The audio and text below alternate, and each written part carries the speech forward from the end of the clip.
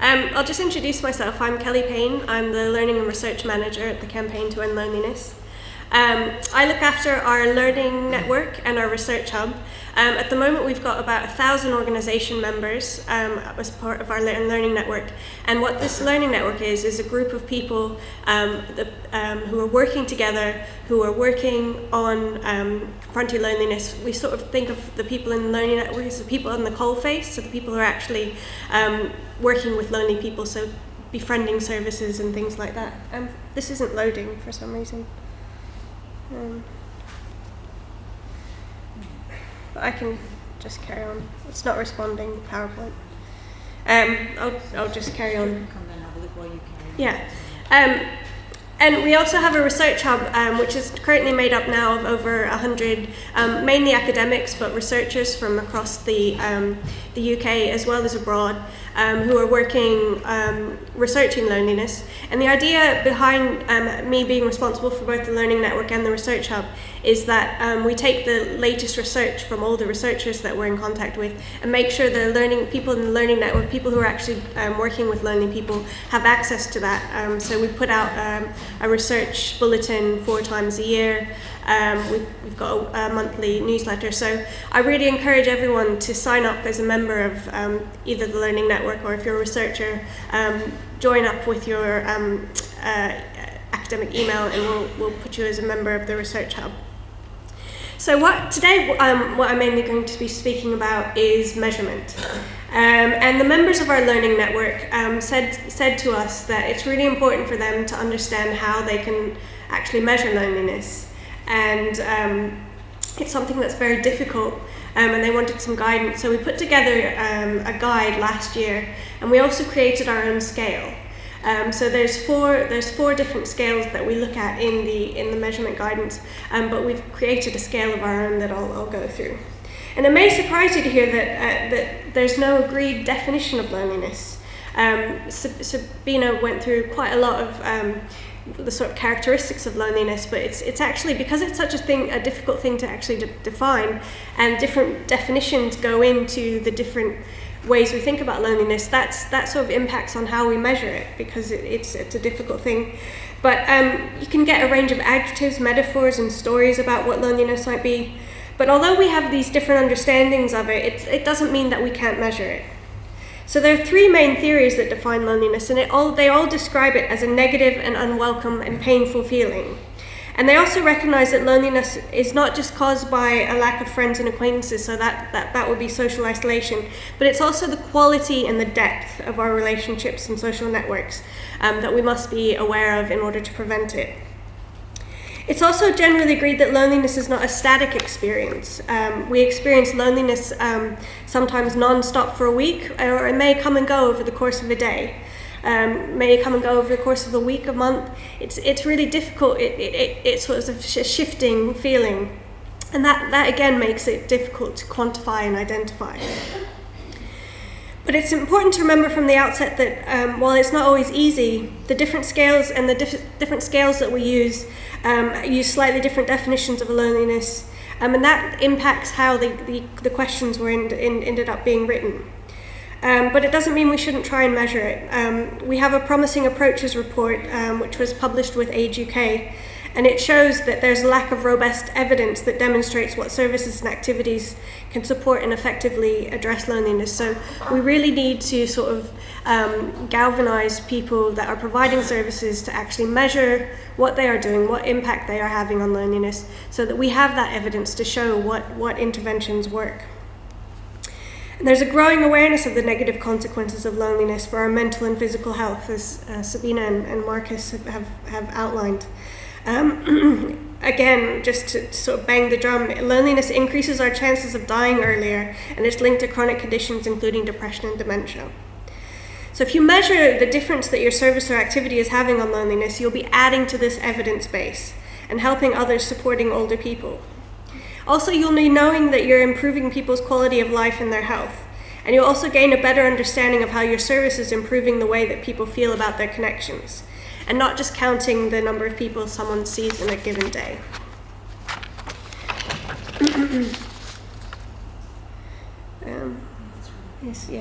Yeah, I'll just carry on, that's fine. So one of the questions I get is, should we be measuring social isolation, well-being, or loneliness? And we sort of say, by all means, measure social isolation, measure well-being, but if you really want to get to the heart of whether or not you're having an impact on loneliness, you need to measure loneliness.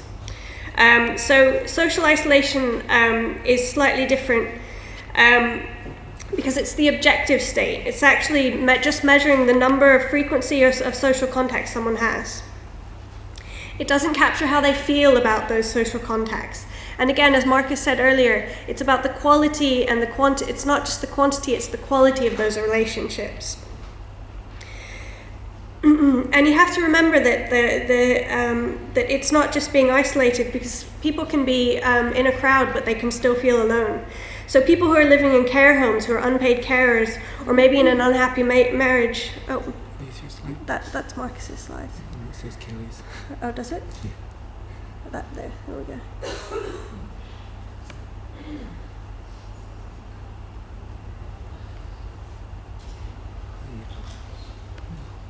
Is this?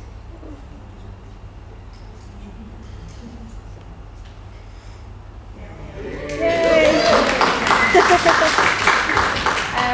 So I'll quickly get on. There we go. So I'm only on this one. So well-being is a broader concept which looks at our psychological and physical state as well as our social connections. So like isolation, it's linked to loneliness, but it's not a proxy measure for loneliness. And we feel at the campaign that it's important to measure the difference the service is having specifically on loneliness. But within your larger evaluation, you can look at these other things. And I just want to say something about scales. A scale is consistent numerical measurement, in this case of an emotion. It should produce a consistent and comparable result. And if used over a period of time, show any subtle changes about how someone is feeling. And I'm going to look at 4 different scales that we encourage people to use. Now, at the campaign, we created our own scale. I'll just quickly show you. These are the 4 scales that I'll be looking at. Our own scale, the Campaign to End Loneliness Measurement Tool, the Dijon-Geerveld, UCLA, and then a single item scale. So at the campaign, when we sort of went about writing our measurement guidance, we determined that there was a need for a new scale that was more accessible and was mainly made to measure loneliness in older people, and it was also aimed at service providers.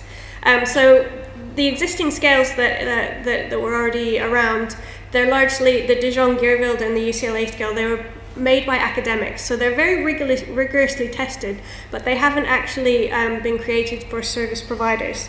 So that's one of the ways in which our scale is unique.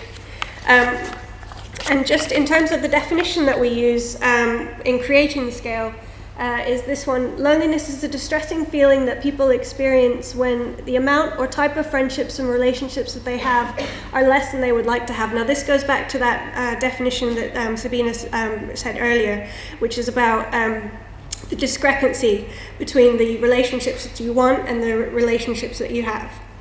Just briefly, our scale is a 3-question scale. One of the sort of unique selling points about it is that it's positively worded. So some of the other scales have sort of negative wording, and it's been brought to our attention that when people are asking these questions, it can bring up a lot of pain and suffering, and it sort of ignites those negative emotions in people. So in having a positively worded scale, that can sometimes help to address that. It doesn't actually mention loneliness, so loneliness is not sort of said out loud. And we say that it's for if you want a sensitively worded scale that's easy to use, and again, it's made for service providers. It contains these statements: I'm content with my friendships and relationships. I have enough people I feel comfortable asking for help at any time, and my relationships are satisfying as I would want them to be. And again, this gets at that sort of discrepancy between what you want, having loneliness defined as that of what the relationships you want versus those that you have. It sort of gets into that feeling of whether that's being satisfied or not. The answers as follows: strongly disagree, disagree neutral, agree, strongly agree, don't know. And then these are then given scores. So the rating is from 4 to 0. So if somebody scores, if they say strongly agree to those statements, that means you get a score of 0 across the board, and that means you're essentially not lonely. If you score 4 with strongly disagree to most of those positively worded statements, you'll get a total of 12, and that would indicate that you're very lonely. So again, this is sort of how it would look if you were giving it out. You can either read it out or people can fill it in. And I'll just go through quickly some of the strengths. So again, it's positive language, and that can be that's mainly because it can bring up really sort of negative. It's considered non-intrusive, unlikely to cause embarrassment, less likely to cause embarrassment. Can still, it can still cause distress. It's practical. It was co-designed, so it was a number of different people and organisations were consulted when we put this scale together. And if anybody's interested, we've got a validation report that I can send out. So the report on the actual scale and the different scales is available, the measurement guidance is available, but there's also a validation report that went into how we made the scale that I'm happy to share with you. It's short, it's three questions, and it has, we have undergone some validity testing. One of the sort of drawbacks of our scale is that it is new, so it's only being tested, and the only way I find out if people are using it is if people report back to me, and I don't have a large amount of evidence. That's one of the things that we want to do in the upcoming years, is sort of look at who's actually by using only positive language, it can lead to sometimes people underreporting. But we also emphasize that this is not a screening tool. This shouldn't be used to decide whether or not someone should receive your services. It's merely to measure your effect on that. So one of the really well-established existing tools is the Dijon-Guerville loneliness scale. And it's one of the unique things about the Dijon-Guerville is it looks at both emotional and social loneliness. So loneliness can be divided into two different types of loneliness. Emotional is that when you're missing that one individual connection, let's say a best friend or a partner, whereas social loneliness is when you are lacking in a larger social group.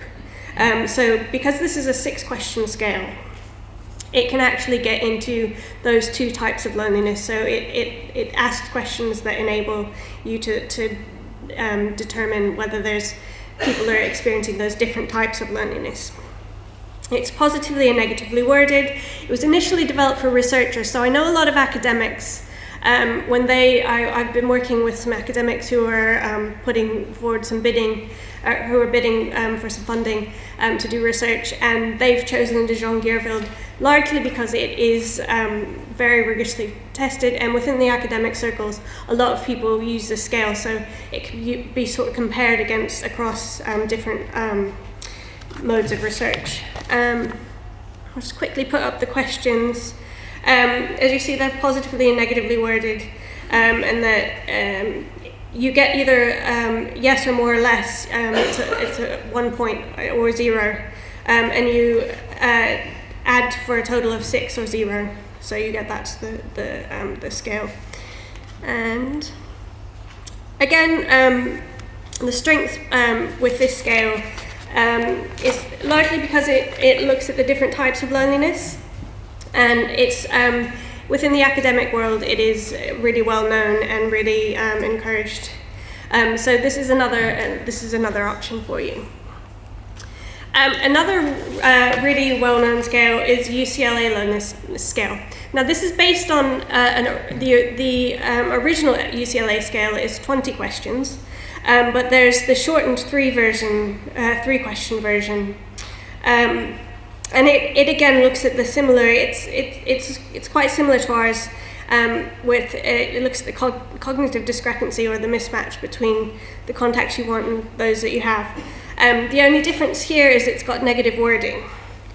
So I'll just show you the feel that you lack companionship, how often do you feel left out, how often do you feel isolated from others.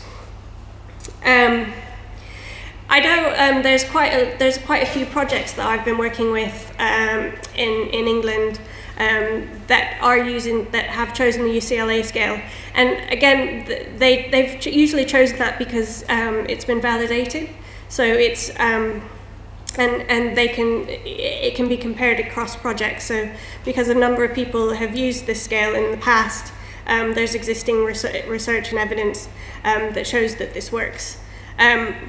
So that's sort of the we at the campaign, we want to present all of these tools as different ways that you can do it. We obviously would like people to start using our tool, but we want you to be aware that there's other tools as well, and you really need to take it on a case-by-case basis and sort of test them out. See, often I've given workshops on this, and people have asked each other the questions to find out which feels, what it feels like to ask these questions, how it feels to answer them. And often people will say that with our the questions from our tool, it tends to be the easiest or the least distressing of these. And then I've got finally one last option, which is a single question, and this essentially just goes straight out and asks, here are some of the questions. How often do you feel lonely? It's very straightforward. Or during the past week, have you felt lonely? How often have you felt lonely? So if you want to sort of just cut and dry, just ask, straight out ask, that's another option. So you sort of got all these, I'll go back to the strengths and the weaknesses of this one. It's short. It's age friendly, so this can be encouraged to sort of people with dementia, that sort of thing. If they've got difficulty understanding things, that might be easier to just ask the single question. It's possible that it's not reliable. When you ask the 3 questions, it sort of gets a bit of a broader understanding of how that person's actually feeling. It may be blunt, but if you've got limited time, obviously it's a good option. So those are the 4 scales. The campaign scale, De Jong-Gierveld, UCLA, single item scale. And again, I just want to sort of stress how important it is that you consider, if you are providing a service, to really consider making that step to measure what impact you're actually having on loneliness, because it's only once the people providing services are measuring that we can really gain that base of evidence that we really need. And I just want to once again say, please do sign up, go to our website. There's a section under there's a section on the website for supporters, and if you sign up there, also please read the guidance. It's a sort of how-to guide on how to measure. And please, if you do decide to use our tool, please let us know. We really want to keep track of who's using it and how it's going. We want as much feedback as possible. And also share your findings and let us know. And we like having case studies as well. Whether you choose our tool or one of the others, let us know how that measurement's going, so we can really encourage people talking to each other about how that's going, how that's working out. And there's my email, so that's me done. Yeah.